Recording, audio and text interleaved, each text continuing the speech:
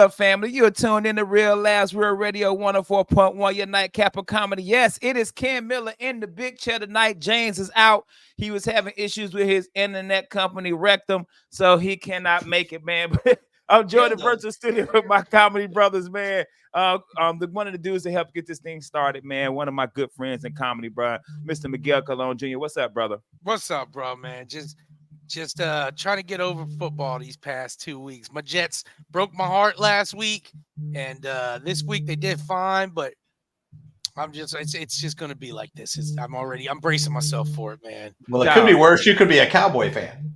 Or a Panthers fan, because I'm already looking to see who is the number one QB coming out of college, which I honestly don't think we're going to draft because we spent our draft picks to pick the guy we got now. We switched up with Chicago and gave them a draft pick. So I don't even know we're going to have a number one pick next year, bro. So, yeah, man, Carolina, yeah, it's going to be breaking my heart. I might be looking to jump to another team, bro. We'll see. I might mess around, get on that Tampa Bay bandwagon. And I hate Tampa Bay. Hey, I love Tampa Bay, man. I love Tampa Bay. Somehow they find a way, man.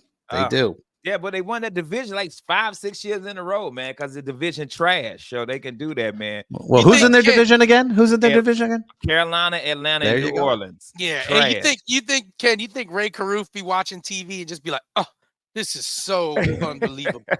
Y'all got to get it together.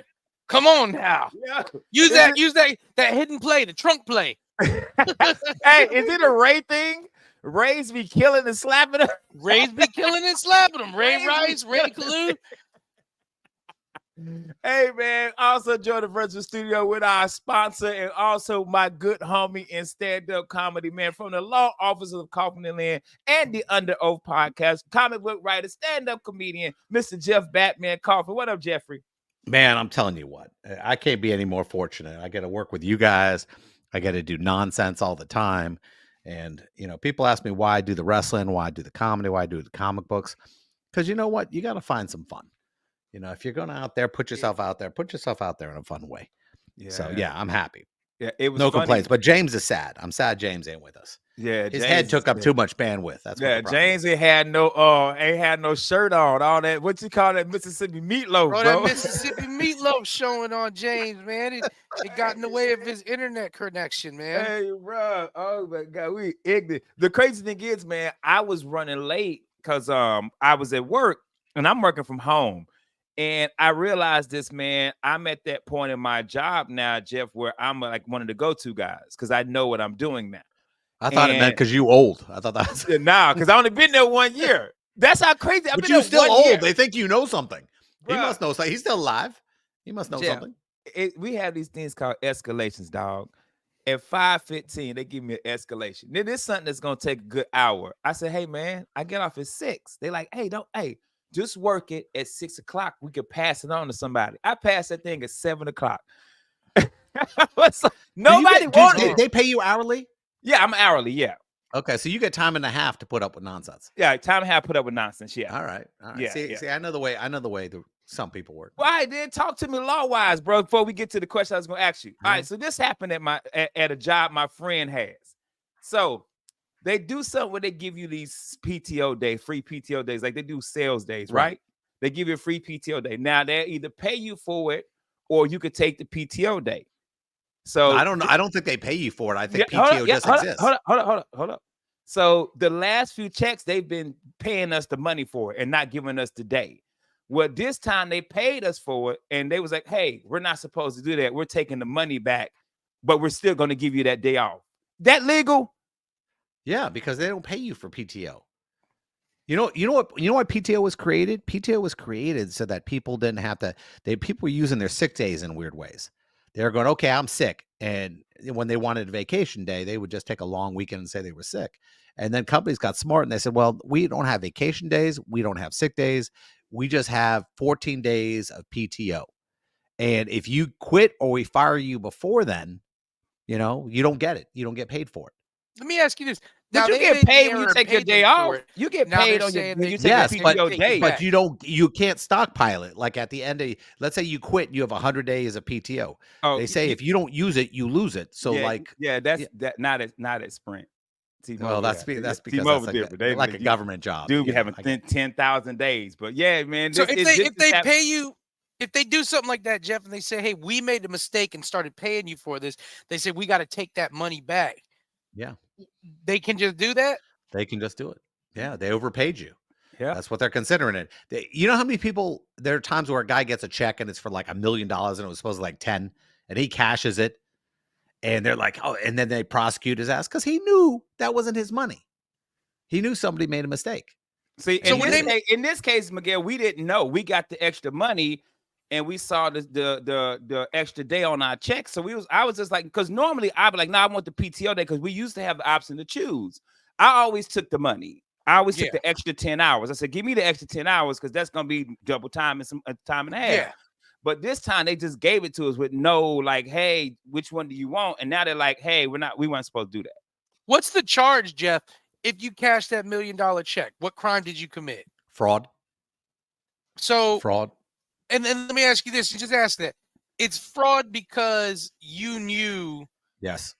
that it was wrong. So if you give the money back, is it not fraud anymore? No, if you didn't know it, you can say, listen, I wasn't aware of it.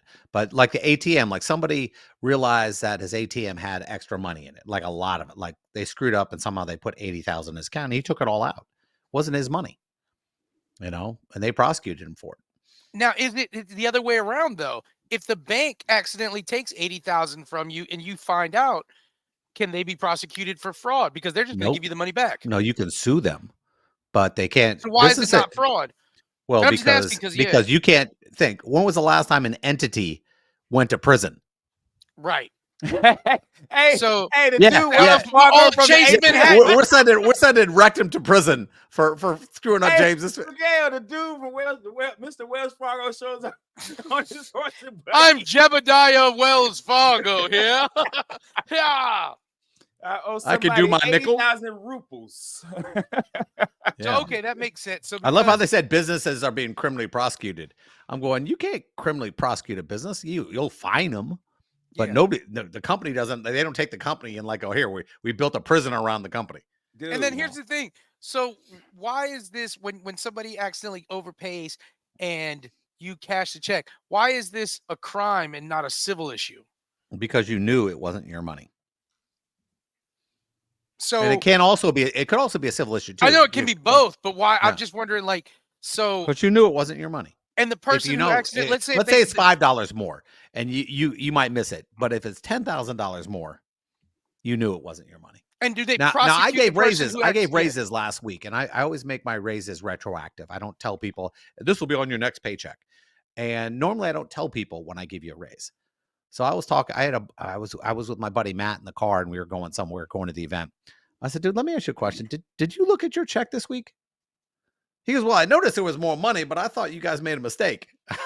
I said, you think I mistakenly gave you a raise?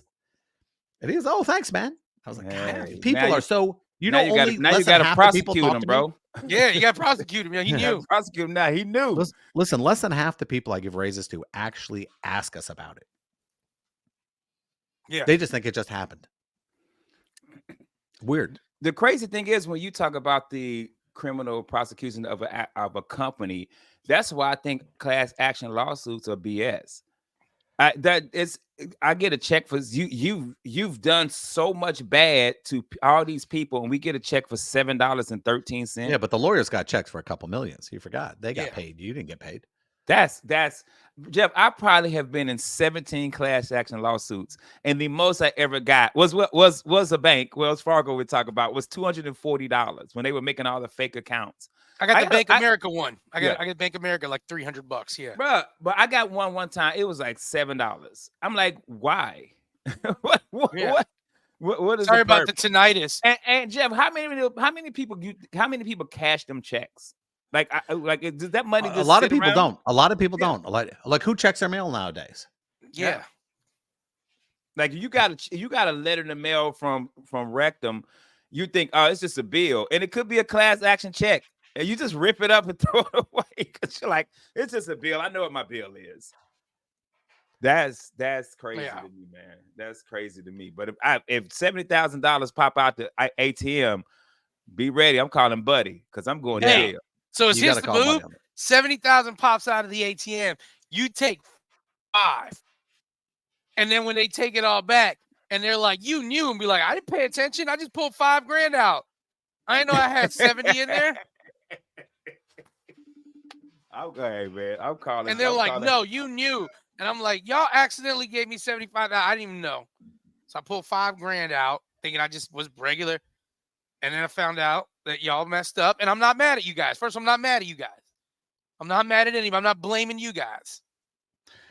Listen, it's a mistake, and companies don't care. And that's just the way it plays out, man. It happens all the time. When you're talking about class action lawsuits, I know these big firms do it and they make a lot of money off it.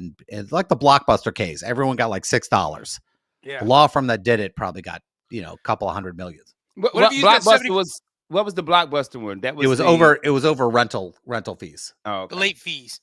What if you take that $75,000 and you just use it to buy stock in the company? You like, dog, you got it. It's kind of You got it back.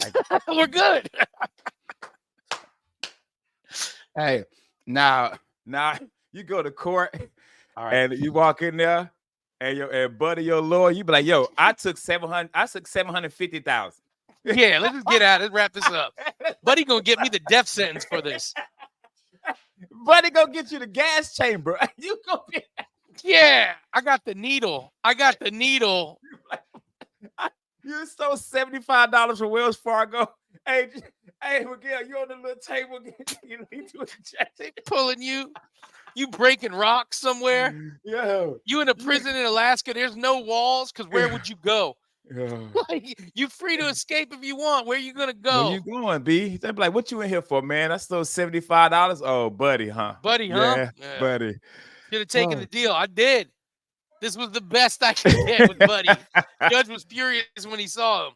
Yo, that's crazy that you can go to jail for a mistake the bank made. Yeah. Like that's crazy They're to like, me. well, you Like knew that wasn't your. You're like, yeah, I mean, I get it. You knew it wasn't your money, but hey, you gave me 75,000.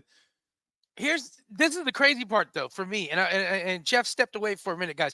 But you could lose your house if someone impersonates your identity and racks up debt, and you get sued for it. But I feel that was the bank's mistake for thinking this person was me. Yeah. Hey, like you said, if they mess around and do something to you, they don't go to jail.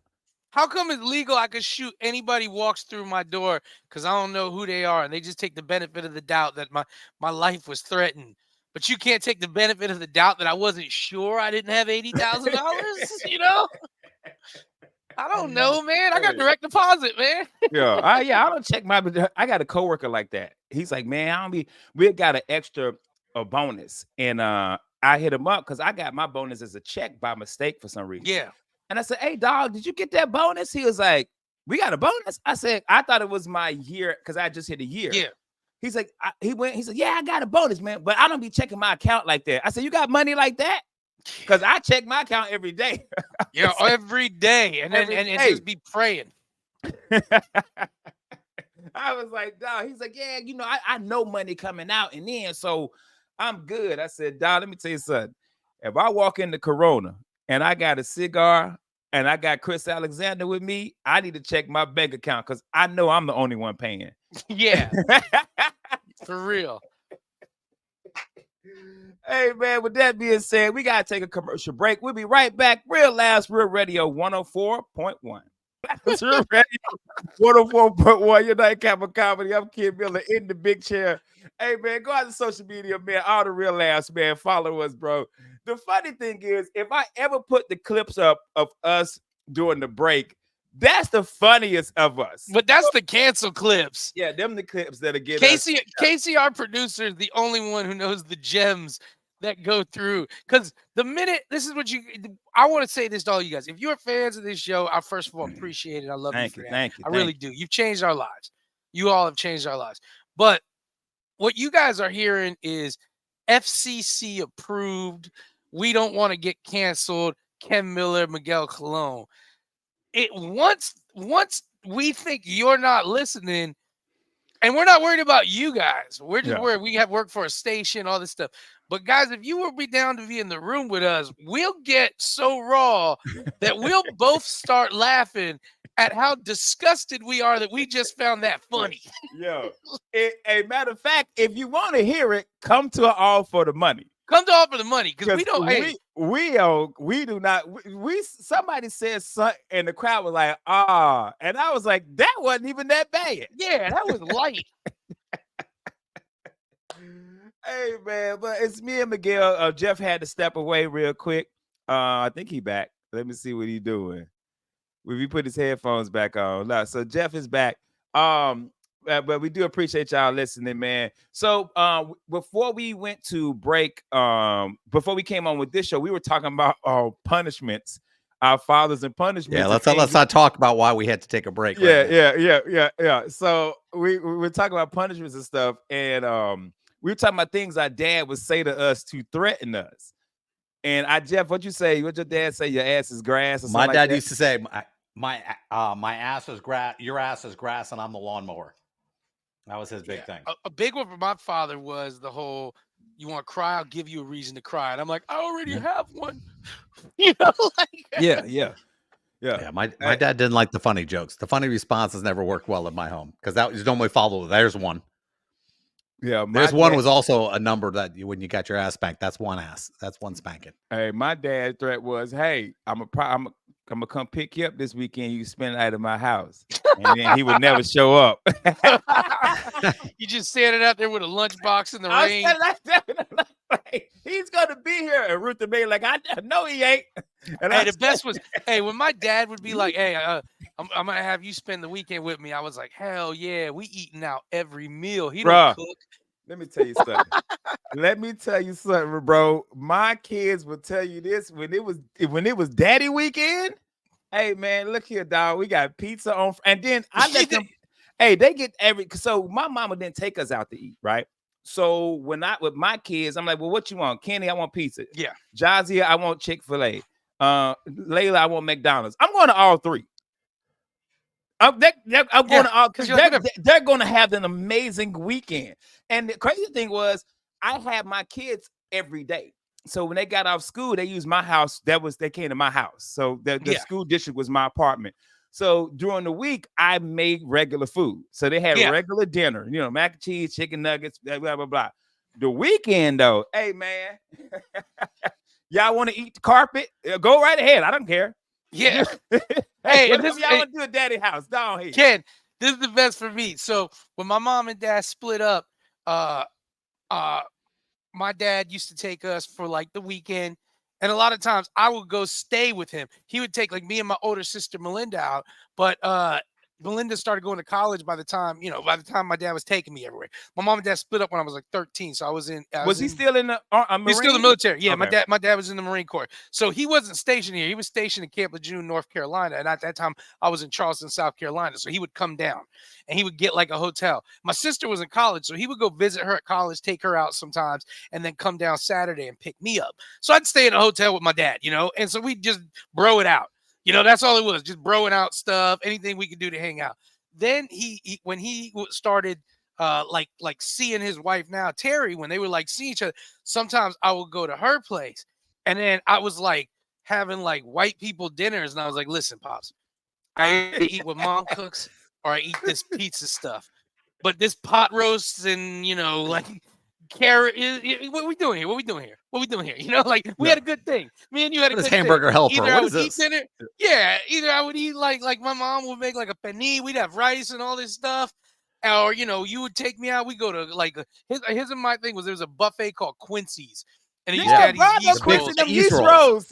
Hey, my dad would be like, "You trying to go to Quincy's?" Because he knew we would go to Quincy's and eat like lunch, and then dinner we'd have a sandwich. We didn't care. We were full from it stuff. Yeah. But yeah, when him and Terry first started dating, I was coming over and we were having like white people dinners. I was like, "All right, Pop, we gotta come here. Let me parlay with you." I live in a black apartment community, and I'm Puerto Rican. Food's great where I'm at. Okay, food is great where I'm at, and now. I love you, man, but I don't eat dinosaur chicken nuggets. Okay? Okay? I don't do that. All right. I got a thing I got a thing. And I still remember because pot roast was one time, and he was like, Terry's gonna make us a pot roast. And I'm looking at him like, what the hell are those words, old man? What the hell are those words? A pot roast. I smoke weed. I get roasted on pot. But what is this pot roast? And I still remember having it. And it was like slow. And if any of you guys have been dating somebody and you got kids at that point, I don't know. I've never been in that angle, but I've been the one on the other end. I know how it is where that person's like, man, I don't want your kids to hate me. They don't know how to deal with your kids, especially teen kids, especially divorce time. Yeah. And so Terry would be real like cool about, she's like, hey, I've been making this pot roast for 9 hours, and I'll be eating and be like, 9 hours to taste nothing. Like, I eat slow roasted panini pig, like, get this swill out of my face. You old man, put your jacket on. We're going to Quincy's. I don't need this. Okay. Yeah, my kids are like that, bro. If it was a weekend and I cook something, they be like, yo, Dad, like, What did we do are wrong? you mad? Are you mad at us? Yeah. Like, why? Are you? I'm like, hey, I just ain't got the money to take y'all out. Yeah. Y'all got to eat this from home cooked meal. Like, dang, bro, you slipping, Pop. Where the 3 meals at? Wait, Pop. Hey, I remember one time, man, I went to Burger King, McDonald's, and Chick-fil-A. Like, I was like, dude, I have Papa John's and Pizza Hut delivered, and they came at the same time. Because I wanted Papa John's. Yeah, my this kids the boys looking at each other. Hey, all right, that's how we. And by the time too, I was like staying with my dad on weekends and stuff like that, or he would come visit. I was already cooking. In my household, this is how my mom did it. When you were at the age where you came home and mom was gone at work, you started whatever dinner was. She'd leave you a little card. Hey, take the chicken down, season it this, put it in the oven. So, by the time you're like 12 years old, you're helping out with cooking. It wasn't like some young kids. I know some kids 8, 9 years old. No, my household, about 12 years old, you're helping out with cooking and stuff like that. And so, by the time I'm like 14, man, I cook. There's a day every now and then where I'm like, I'm going to cook this. So I'm sitting there at the old man's house. The old man don't cook at that time. All he ever did was grill. And he's like, hey, tonight maybe we're going to, I'm like, just either let me cook, Pop, or let's go to Quincy's. Let's figure this out, okay? I get this going. Yo, is that a military thing? What's that? Just the not grilling. Cooking? The grilling, I think this. No, that's a man thing. What do you mean grilling? That's a man thing. I would say this I'm telling you, every military dude I know, when the weekend hit, we grilled up. I'll tell you this, Ken. I think about this too, though. You guys weren't allowed to cook in the barracks, but you had a grill. Yeah, we did have a grill at the. So I think I heard this thing too, that the Army's introducing kitchens into a lot of their barracks rooms, because they're like, we got a generation of dudes that are just eating out. And he said this in this generation, super health conscious. They like got dudes who are like, I only eat this proteins and all this stuff. So the Army's introducing kitchens to the barracks. And like my father was saying, he was like, he wished there was like a galley kitchen back when he was in the barracks, at least for everybody to work on, because we had galleys, we had cooks. I don't understand. Cooks, but not your own kitchen, like your own galley kitchen. They would cook and you'd show up to dinner. Right. Yeah, he's talking about the mess hall, like a kitchen in the barracks. That's what he said, like a kitchen in the barracks. So the Army's introducing a lot of mini kitchens and stuff. And I just know, growing up though, in our generation, dudes either cooked 100%. They cooked all the meals. They were the man of the house cook, or they only grilled. There wasn't as much casual cooking. Either it was the dude cooked, like my grandfather cooked everything. Yeah, you cooking the meat, the scratch cooking. Yeah. Yeah. But see, I told you, we had a kitchen. We had a kitchen in the barracks. It just didn't have a stove. Yeah, we had a kitchen, like a little kitchen area with a microwave or fridge. And I had a hot plate, but I hid it in the ceiling. Had to contraband, bro. I had that joint in the ceiling, bro. And that's how I got caught. Because when he opened the freezer, the fridge is like, yo, why you got hamburger meat?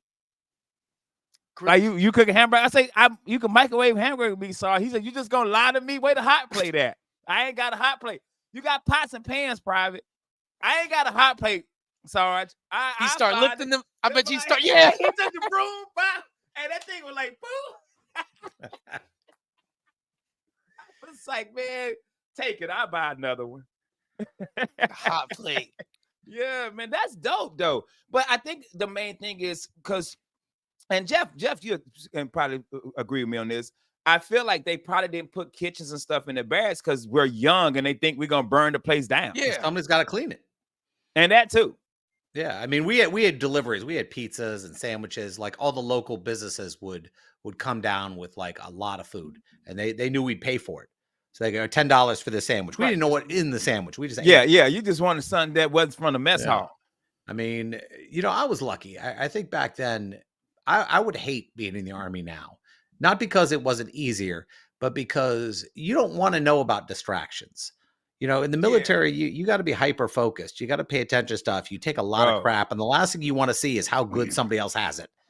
And that's what Dog. the internet is. How great somebody else is having it. And I don't need it. I love Yeah. watching people make fun of dudes making TikTok videos in the military because I want to tell you this much. As a civilian who grew up around it, I see dudes like, oh, this is ridiculous. Watching these dudes, they look at this dumb stuff they're doing. I literally swear Yeah. to God, boys, I pulled up one time, we passed the barracks, we saw a stack of mattresses, and I saw dudes jumping from the 3rd story, landing on the mattresses, and then they were thrown because they were getting rid of the mattresses. And I watched that. And I like people now, they're like, these kids in the military, they're just so stupid. I'm like, Hey, no, you just didn't see it. you I just didn't watched see it. dudes Yeah. jumping Yeah. off Oh, into they were the dumb. mattresses. We Bro. were dumb back then. I mean, I used to have to. I was a medic, so I had to go fix these people when they got hurt, and nobody ever wanted to go to the doctor. Like when I was in Panama, and you guys might know this, it's a crime to commit adultery in the In military. Panama? Oh, military. No, Okay, yeah. in the military. Yeah. So what yeah. happened is, let's say somebody got the clap, in Panama with some bad girls. They'd go to the medics, and the problem is this: it was on their shot record that they got these shots. So they would show up in the middle of the night begging for shots and begging that we didn't put it on their records because their wives had access to their records. And let's just say this: there's a lot of missing penicillin in Panama. You like, hey man, this dude got bit by the clap spider again. Oh no, you don't realize there was a huge investigation, man. Hey, dog. He a superhero. He clap, man. Yeah. Clap man.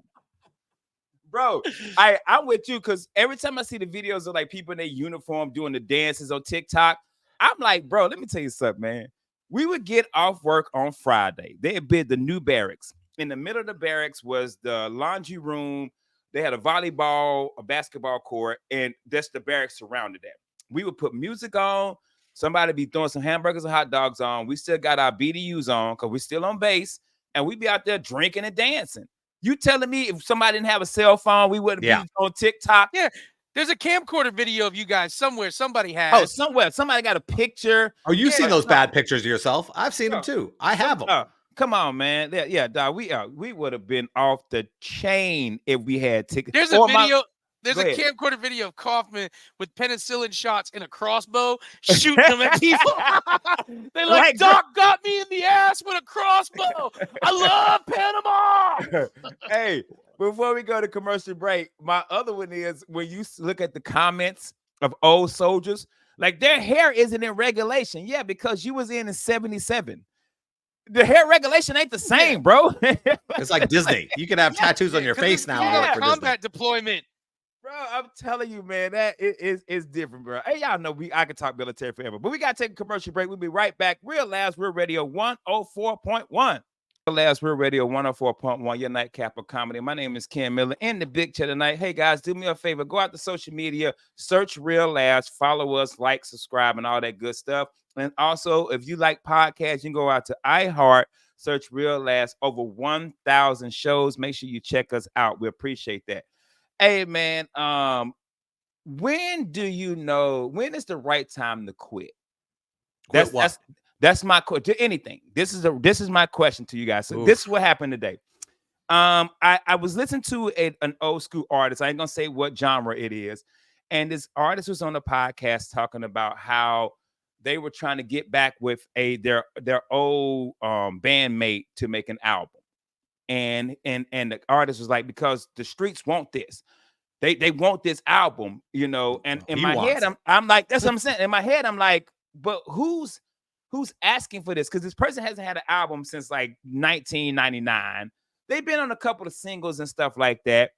And people in the comments was like, yo, nobody's asking for this. Like, why are you trying to drop an album? It's time for you to hang this up, bro. And it got me to thinking, because I'm the same way when it comes to comedy. I don't want to be that dude begging bonkers for headliner spots. I've seen that with comedians that I respect that got way past their prime. That that people didn't that were funny. They wasn't around the scene, so people wouldn't book them. And I'm like, if I ever got to that point, Miguel, I'm done. Yeah. Like I'm done. Yeah. And when this artist was saying that, everybody in the comments like, yo, bro, give it up. Like nobody wants an album from you. And in my head, I'm thinking, so when is the right time for you to?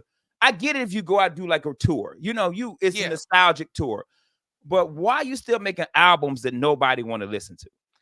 So my thoughts on this, I think we've all thought about it a little bit, trying to in our own careers and stuff. I know this much. I don't have a full answer, but I know this much. If it still matters to you that people love your work and they don't love your work, then you should quit because it matters to you that they love it and it's not happening.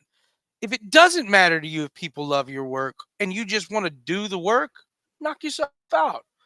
But if you still care about, I want to do this for people, I want to give them this, and they're not receiving it multiple times, you got to either switch up or quit. But if you're that old dude, we all know them old comics that don't care. 85 years old, he just likes coming up there, hanging out, doing some jokes, blah, blah, blah. That's cool. But me personally, if I got to a point where I felt like I was doing this because I still had so much to say and I really wanted to do this for the people and I wasn't receiving the feedback that they were liking it, then I think I have to quit if that's what I'm doing it for. I'm doing it for them. If I'm doing it for me, I'd do it forever. But there's a part of me that feels like I'm doing it for both of us. Like there's a part of me when I'm on the stage that I'm like, I love rocking the crowd. Yeah. And not like I feel like I'm saying things that are changing the way. No, man. I just like knowing Friday night, you've had such a long work week.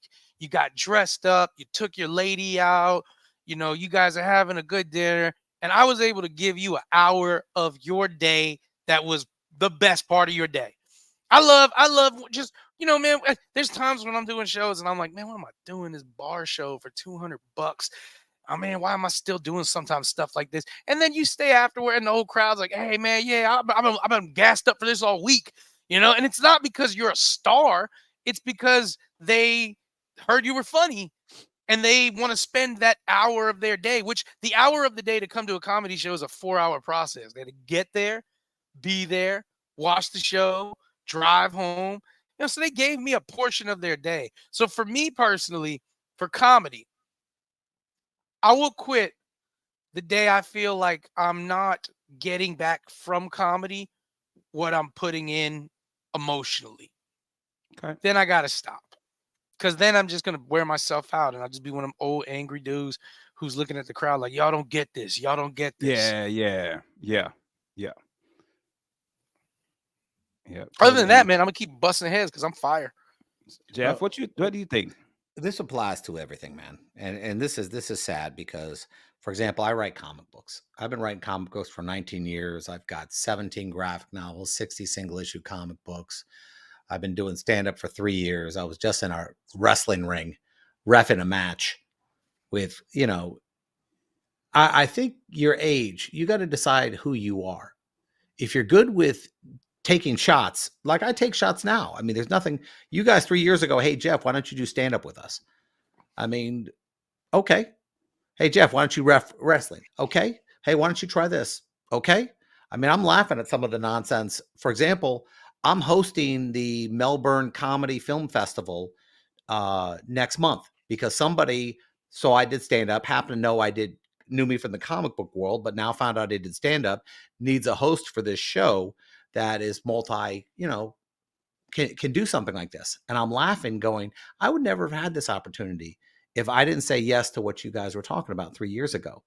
Now, am I competent at what I do? Yeah, I'm a competent guest. I'm a competent feature. Headliner, yeah, scares the hell out of me. I'll do it. I don't think I'm on even 1/8 the level you guys are. But I don't delude myself into thinking, hey, listen, someday I'm going to make millions. They're going to give me a sitcom. I mean, if you go out there because you love to do it and you love to entertain people, keep doing it. If people don't want you to go out anymore, guess what? Either find a different audience or stop doing it. You know, the people you're talking about when they go, oh, the people want it. No, the people don't want it. If the people wanted it, producers would be contacting you, Yeah. Yeah. doing Yeah. albums. They go, hey, listen, we need you to come back and do this. It's like Yeah. Steve Perry from Journey. You Yeah. know, he doesn't really want to do it, but they're going, hey, listen, there's a market for you. People want you to come back. They Yeah. want Steve Perry to come back. It's Yeah. not like, hey, David Lee Roth, we want you back. I mean, David's a very talented guy, but his voice isn't there anymore, and they're not begging Yeah. him to hit the road. Like Sammy Hagar is a different issue. People still want to pay to see him. So, Yeah. I mean, I think it's all, you know, you just have to decide. The people will talk with their money. That's how you'll know. Yeah. So, Yeah. The 'Cause- people demand, like, that's the people will demand the product as long as they know about the product. There's always those points where, you know, oh, they just don't know. There's tons of artists out there that if they knew about this person, they'd want it. And that's how, you know, but the truth is that the people know about the product and they want it. They're gonna well, demand hold it. on, Ken. Hold on, Ken. I want you to answer this question, man, because a year ago we were talking about your comedy life, and you got a breath of fresh air because we started doing something different things where you found joy again on the level that you wanted in comedy. So, I mean, you went through this yourself. Yeah, but for me, I went through it, but I'm also young. Yeah. I feel like if I'm in my 50s, because this person I'm talking about like 50, 60. If I'm in my 50s and 60s and I'm not getting headlining gigs, I'm not, because in comedy, you can do comedy forever. Yeah. You know, there's comics out there, they're 70, 80 years old. I mean, shout out to Uncle Ray, God rest his soul. Uncle Ray was in his, 80s, 90s? Yeah. doing Uncle Ray was stand-up. 90 years old. Yeah, he was like 90 years old doing stand-up. You know what I'm saying? Grandma Lee. Grandma Lee in her 80s, God rest her soul. I just don't want to be that where I'm like, I'm in my 60s and 70s Why not? and I'm begging because I don't want to be begging people. You're for begging work. now. You make phone calls now. You Yeah, guys but that's contact not- headliners. That's not begging. That's me sending my veils out. The one comic I know, God rest his soul, I don't even want to say his name, used to beg people to get stage time. And he was one of the funniest comedians ever, but nobody would book him. Yeah. Well, I why don't were they wanna be booking him that because he guy. wasn't funny? Or No, he was booking- funny. Oh, he was a So murderer. why don't you book a guy that Well, murders? they didn't want to deal with the fact that he was just really dirty. He Okay. didn't play by the rules. He didn't do his time. If you want to do 30, he'd do an hour and a half. It was stuff like that. But I just don't want to be that guy. Also, too, when I get to a certain age, I don't want to be doing anything. I actually want to, when I retire, I want to be retired. I'm telling you something right now. When you retire, you give up life, man. I see people happen. That military coat behind you, I know guys who did 20 years. The minute they leave, 5 years later, they're dead because they lose the meaning for living. It's like, oh, I'm living to go on a cruise boat. I'm living to go on vacation. I'm living to do this stuff. The minute we lose purpose, you know, that journey to death speeds up exponentially. I appreciate that, bro. You think I got purpose? Thank you. Yes, I Jeff. think you do. I don't nobody give a damn about me, kid. Well, Thank you mistaken. Jeff. People love The Godfather, man. Come on. They better, or you'll never work in this city again. God damn it! That's I will Ray Rice you in the elevator, son. Ugh! Why you blinking at me like that, girl? You know I can't deal with that. Yeah, man. I saw the interview and I really liked the guy, and he's one of my favorites from the past. And I just was listening to it, and I was like, man, Sad. It was sad. it really was and it wasn't because you can see it in his eyes that he was like, yo, I still got something to give the fans. But the fans in the comments was like, hey, dog, no, you don't. Yeah. I saw Lionel Mhm. Richie a couple years ago, and then I just saw him recently. And the difference in the show was, let's say, about 40% of energy was gone. Yeah. And you notice it. But then again, I saw Barry Manilow. He's 80 something years old, and he puts on a great show. And I'm like, well, God, I can't believe he's still putting on this great show. I think, you know, certain people, you know, can drag that career out a long time. And certain people, you can't. Like seeing Phil Collins, they put him in a chair, you know, and man, it was painful to watch that. But, you know, everyone knows. And it's crazy because, you know, God rest his soul, one of my favorite artists of all time, Frankie Beverly, passed away. And and Frankie Beverly in Maze is like the Grateful Dead for Black people.